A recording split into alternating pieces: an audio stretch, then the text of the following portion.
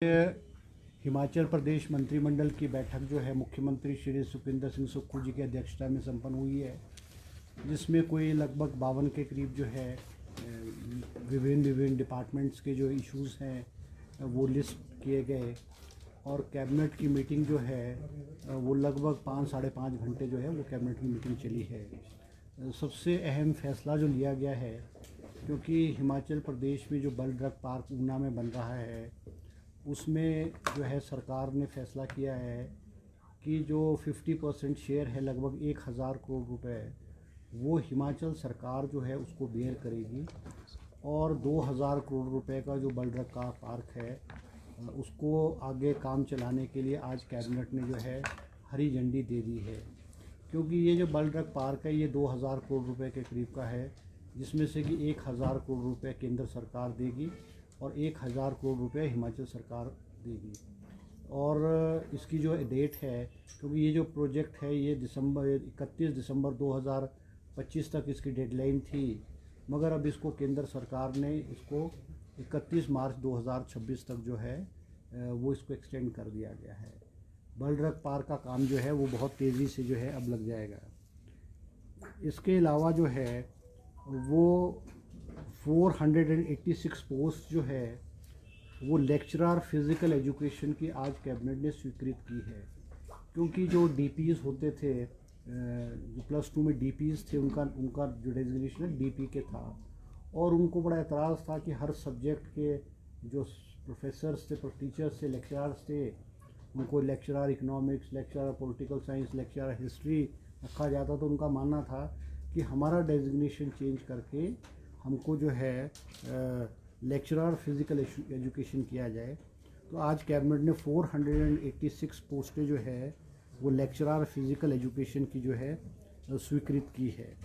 इसके अलावा 157 पोस्टें जो है supernumerary post of principal school cadre, 157 पोस्टें जो है स्कूल काडर के प्रिंसिपल की जो है वो कैबिनेट ने आज स्वीकृत की है, जिसको कि आने वाले समय में जो भी टीचर्स हैं उनको सीनियरिटी के आधार पे जो है इनको जो है भर दिया जाएगा। इसके अलावा जो है एक अभी जो मैं सोशल मीडिया में भी देख रहा हूँ कि एक सोशल मीडिया में कुछ लोगों ने और विशेष करके भारतीय जनता पार्टी के लोगों ने सोशल मीडिया पे कहा है कि जो सब्सिडी है हिमाचल प्रदेश के जो उपभोक्ताओं को बिजली की सब्सिडी दी जा रही है वो ख़त्म कैबिनेट ने की है। ऐसी सोशल मीडिया पे कुछ चैनल ने और कुछ लोगों ने सोशल मीडिया पे इस तरह की न्यूज़ को सर्कुलेट कर रहे हैं। मैं कहना चाहूँगा कि ये जो न्यूज़ है ये गलत है। ऐसा कैबिनेट ने कोई भी डिसीज़न नहीं किया है। ठीक है, आज जो बिजली की सब्सिडी दी जाती थी, क्योंकि जयराम जी जब मुख्यमंत्री थे और भारतीय जनता पार्टी की सरकार थी, इन्होंने जाते जाते जो है वो सब्सिडी जो है यूनिट्स है वो 125 यूनिट्स जो है फ्री कर दिए थे। मगर उसका जो बर्डन है, जो सब्सिडी का बर्डन है वो इनकी सरकार पे नहीं पड़ा। इनकी सरकार हटने के बाद जब भारतीय जनता पार्टी की सरकार गई और 2022 के आखिर में कांग्रेस की सरकार आई, मुख्यमंत्री सुखविंदर सिंह मुख्यमंत्री बने, 22-23 में भी इसका जो बर्डन है वो लगभग 900 करोड़ रुपए का जो भार है वो हमारी कांग्रेस की सरकार ने बेयर किया है। और 23-24 में भी जो लगभग ये इलेक्ट्रिसिटी बोर्ड को 1000 करोड़ रुपए का इस एवज में जो फ्री फ्रॉम 1 यूनिट 125 यूनिट बिजली है वो हमारी गवर्नमेंट पेयर करेगी, क्योंकि इलेक्ट्रिसिटी बोर्ड की हालत बहुत ख़राब हो गई थी। आज इलेक्ट्रिसिटी बोर्ड की स्थिति ये है कि उनके पास कर्मचारियों को तनख्वाह देने के लिए पैसे नहीं हैं, उनको एक्सपेंशन बिजली के इंफ्रास्ट्रक्चर को, बिजली को और इम्प्रूव करने के लिए उनके पास पैसे नहीं हैं। आज कैबिनेट ने विधिवत रूप से ये फैसला लिया है कि कुछ कैटेगरीज़ है इस श्रेणी से जिनको कि free subsidy, XMLA, chairman of board and corporation, adviser, OSDs, ये सारे के सारे इस कैटेगरी से बाहर निकाल दिए गए हैं। इसके अलावा हिमाचल प्रदेश के जितने भी क्लास 1 कर्मचारी हैं, क्लास 1 एंड क्लास 2 एम्प्लॉयज़ जो हैं वो बोर्ड के हैं, कॉरपोरेशन के हैं या गवर्नमेंट एम्प्लॉयज़ हैं, जिसमें कि IAS ऑफिसर हैं, IPS ऑफिसर हैं, HPS ऑफिसर्स हैं, HAS ऑफिसर्स हैं, IFS ऑफिसर्स हैं, HPFS ऑफिसर्स हैं, जुडिशियल ऑफिसर्स हैं, इन सबको आज के बाद जो है वो इलेक्ट्रिसिटी सब्सिडी नहीं मिलेगी। इसके अलावा जो गवर्नमेंट कॉन्ट्रैक्टर्स हैं, जो कि अपने आप को ए कैटेगरी के कॉन्ट्रैक्टर्स हैं और बी कैटेगरी के कॉन्ट्रैक्टर्स हैं, वो उनको भी ये जो सब्सिडी है इलेक्ट्रिसिटी सब्सिडी वो नहीं मिलेगी। इसके अलावा सारे ऑल इनकम टैक्स पेज, क्योंकि बहुत सारे शॉपकीपर्स हैं, बिजनेस कम्युनिटी के लोग हैं और बहुत सारे लोग हैं जो इनकम टैक्स भी देते हैं, वो भी इससे बाहर कर दिए जाएंगे। इसमें हमने ये कॉन्सेप्ट रखा है कि 1 फैमिली 1 मीटर, एक परिवार को एक ही मीटर पे सब्सिडी दी जाएगी। मुख्य के नाम जो है वो मीटर लगाए अपने घर में, मगर उसने जो रेंट पे दिए हैं, जो फ्लैट्स दिए हैं, उस बिल्डिंग में 3 फ्लैट्स हैं, 4 फ्लैट्स हैं, 6 फ्लैट्स हैं, उस 6 फ्लैट्स में उस मालिक के नाम से ही मीटर लगे हुए हैं, उस मालिक के नाम से मीटर लगे हुए हैं, और वो सब्सिडी वो अवेल कर रहा है। जो रेंटेड एकोमोडेशन है, जो हिमाचल प्रदेश के बाहर के लोगों को दिया होगा, या कोई एम्प्लॉयज़ है या कोई इस कैटेगरी के लोग हैं उनको दिया होगा, वो उसको अवेल करें। अब हमने आज कैबिनेट ने फैसला किया है कि वो जो मीटर है 1 मीटर है, वो उसको आधार या फिर राशन कार्ड से लिंक किया जाएगा, ताकि जो वेल ऑफ लोग हैं, जो साधन संपन्न लोग हैं, अमीर लोग हैं, उनको ये सब्सिडी का लाभ ना है। क्योंकि आज हिमाचल प्रदेश जो है बहुत वित्तीय हालत संकट के दौर से गुजर रहा है। आज जहां हिमाचल प्रदेश की वित्तीय हालत ख़राब है, हमारा जो है अलग अलग डिपार्टमेंट में भी और पोस्टें क्रिएट की गई हैं, जिसमें हमारे एक GOIT का हमारा कैबिनेट सब कमेटी ने रिकमेंड किया था। हमारे हमीरपुर सबऑर्डिनेट बोर्ड्स में जो बहुत लंबे अरसे से जो रिजल्ट्स लटके हुए थे, कैबिनेट सब कमेटी ने जो है 903 कोड्स 903 और 939 कोड जो है वो कैबिनेट सब कमेटी रिकमेंड किया। आज कैबिनेट ने उसको अप्रूवल दी है और हमीरपुर सबऑर्डिनेट सर्विस बोर्ड को कहा है कि ये दोनों कैटेगरीज ऑफ रिजल्ट्स हैं, उसमें जो है आगे जो है आगे जो है प्रक्रिया आरंभ करेंगे। इसके अलावा हमीरपुर राज्य चयन आयोग में 30 नई पोस्ट जो है district controller food and supply जो है वो फूड एंड सप्लाई डिपार्टमेंट में जो है वो आज कैबिनेट ने स्वीकृत की है।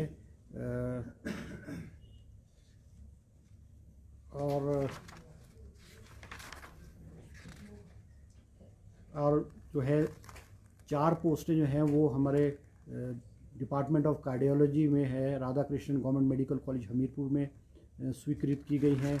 इसके अलावा जो है जो BDO ऑफिस में BDO की जो है हमारे जो कार्डर स्ट्रेंथ है BDOs का वो 96 था, कार्डर पोस्ट BDOs की 96 पोस्ट थी, और बहुत सारी पोस्ट ऐसी थी जो PODRDA लगता था या और लेवल होते थे। तो ब्लॉक BDO की भी जो है वो नई 27 पोस्टें सेंक्शन की गई है, क्योंकि BDOs का कार्डर 96 पोस्ट का था, अब उसको बढ़ा करके 123 जो है 123 कर दिया गया है, 123 कर दिया गया है। इसके अलावा जो है और 2 पोस्टें जो है हिमाचल प्रदेश सचिवालय में जो है विधि विभाग में विधि अधिकारी अंग्रेज़ी व 1 पोस्ट विधि अधिकारी इंग्लिश की जो है स्वीकृत की गई है। और इसके अलावा जो विद्या उपासक जो है, क्योंकि EGS में जो है विद्या उपासक लगे हुए थे, 18 लोग हैं, उनको जो है अगेंस्ट द रूल JBT की पोस्ट के अगेंस्ट जो है उनको एडजस्ट जो है वो कर दिया गया है। इसके अलावा जो है सिविल हॉस्पिटल शाहपुर में जो है एक मेडिकल ऑफिसर डेंटल और डेंटल हाइजीनिस्ट की जो है पोस्ट है, इसको भी क्रिएट किया गया है। प्रदेश के दूर दराज के क्षेत्र जो है वो इस सर्विसेज से जुड़े, इस उसमें जो है 53 पोस्ट जो है वो अलग अलग कैटेगरीज़ की जो है वो हेलीपोर्ट्स पे जो है अंडर द स्कीम RCS उड़ान सेंक्शन की गई है, और 60 पोस्टें जो है पुलिस ऑफिशियल्स की भी जो है इस स्कीम के तहत जो आज कैबिनेट ने स्वीकृति प्रदान की है। इसके अलावा जो है Radha Krishnan government medical college Hamirpur में जो है और जवाहरलाल नेहरू मेडिकल कॉलेज चंबा में जो है फर्नीचर की स्वीकृति प्रदान वो IGMC शिमला के लिए स्वीकृत की गई है। थी जिसमें कि जिन बच्चों के अगेंस्ट एविडेंस पाया गया था, तो वो उतनी पोस्टें जो हैं, जैसे JOIT 819 है, उसमें 7 लोगों के अगेंस्ट जो है वो एविडेंस था, तो वो 7 पोस्टें खाली छोड़ दी गई थी। जो अलग अलग कैटेगरीज़ की और पोस्ट है उनमें हमने नहीं, देखो मैंने अलग अलग कैटेगरीज़ का आपको बताया है कि वो राशन कार्ड या आधार कार्ड के साथ मीटर को जोड़ा जाएगा, और अगर वो इनकम टैक्स पे ही होगा तो उस कैटेगरी से बाहर हो जाएगा। अब जिस तरह से मैंने आज विस्तृत रूप से आपको बताया कि बहुत सारे लोग जो हैं उन्होंने रेंट आउट किराए पे किया हुआ है। नहीं सर, उसमें भी पेज है कि मकान मालिक तो ठीक है, मकान मालिक के पास किराएदार है, कोई बेचारा दुकान में काम करता है, क्योंकि मीटर मकान मालिक के नाम होता है, तो वो कैसे उसको डिफाइन करेगा? नहीं, वो तो देखो ऐसा ना, वो तो जो इनकम टैक्स पे ही होगा, जो उस कैटेगरी में नहीं आएगा, जिसकी इनकम कम होगी, उसको तो सब्सिडी कंटिन्यू रहेगी। जो इनकम टैक्स पे ही होगा, इनकम टैक्स पे मीन जो इनकम टैक्स डिपार्टमेंट में रिटर्न्स फाइल करता है, उस कैटेगरी में जो भी लोग आएंगे मीटर तो मकान मालिक के नाम नहीं, तो मकान मालिक ऐसा ना, मकान मालिक को अब देखो ऐसा ना कि क्योंकि प्रश्न ये है कि 1000 करोड़ रुपया जो है हिमाचल सरकार को इलेक्ट्रिसिटी बोर्ड को देना पड़ता है। अब जो वेल ऑफ लोग हैं, अब हम सरकार ने तो टॉप से सबसे शुरू किया है, मुख्यमंत्री को नहीं होगी, पूर्व मुख्यमंत्री नहीं होगी, मंत्री को नहीं होगी, MLA को नहीं होगी। तो इसमें जो हमने निकाले हैं वो लोग निकाले हैं जो वेल ऑफ लोग हैं, उच्च पदों पे बैठे हुए लोग हैं, उनको हमने इस कैटेगरी से निकाला है। और ये जो कैटेगरी निकली है कोई सब्सिडी, वो कंटिन्यू रहेगी। हमने तो ये शुरुआत की है कि जो वेल ऑफ है, मिनिस्टर है, एक्स MLA है, चीफ मिनिस्टर है, OD chairman, vice chairman of board और कॉरपोरेशन है, IAS ऑफिसर्स हैं, IPS ऑफिसर्स हैं, अब इनकी कैटेगरी चाहिए 20,000 हैं या 50,000 होंगे, 1 लाख होंगे। पर जो वेल ऑफ लोग हैं, जो इस पैसे को, उनको तो सब्सिडी की जरूरत नहीं है, उनको सरकार या इलेक्ट्रिसिटी बोर्ड सब्सिडी क्यों दे? तो ये बातें, इसमें जो गरीब लोग हैं, आम आदमी है, IRDP का व्यक्ति है, क्लास 4 एम्प्लॉई है, क्लास 3 एम्प्लॉई है, वो इस कैटेगरी में नहीं आएंगे, वो इस कैटेगरी में नहीं आएंगे। सर एक बात, तो सर 300 यूनिट की बिजली देने की भी बात की, जो गारंटी है, उसका क्या होगा? नहीं, देखो जो हमने कमिटमेंट्स की थी, हमने ये कभी भी नहीं कहा था कि हम फर्स्ट मंथ या फर्स्ट ईयर में इनको पूरी करेंगे। हमने OPS की बात की थी, हमने OPS पहली कैबिनेट मीटिंग में करने की बात की थी, हमने फर्स्ट कैबिनेट मीटिंग में OPS को लागू किया। हमने कहा कि हम हिमाचल प्रदेश की महिलाओं को 1500 रुपये पेंशन देंगे। मुख्यमंत्री जी ने दूसरे बजट में महिलाओं को 1500 रुपये पेंशन जो आरंभ कर दी है। आज हिमाचल प्रदेश की जितनी भी महिलाओं ने फॉर्म भरे, आज उनको 3-3 महीने की 4,500 रुपये के हिसाब से पेंशन मिल चुकी है। ठीक है, हमने जो कमिटमेंट्स की हैं, हमारे जो वायदे किए हैं, हम उनको करेंगे, मगर आज प्रदेश की वित्तीय हालत इस प्रकार की नहीं है कि ये सिस्टम कोलैप्स हो जाए, तो उससे किसी का भला थोड़ी भी होगा। आज हमको रिसोर्स मोबिलाइजेशन तो करना पड़ेगा। आज हमको उस वर्ग को जिसको ज़रूरत नहीं है, जो वेल ऑफ है, साधन संपन्न लोग हैं, उनको तो जो ये सब्सिडीज़ है या फैसिलिटीज़ है, उससे लेकर के हमें गरीब को तो देनी है ना। हमको गरीब को तो कंटिन्यू करना चाहिए।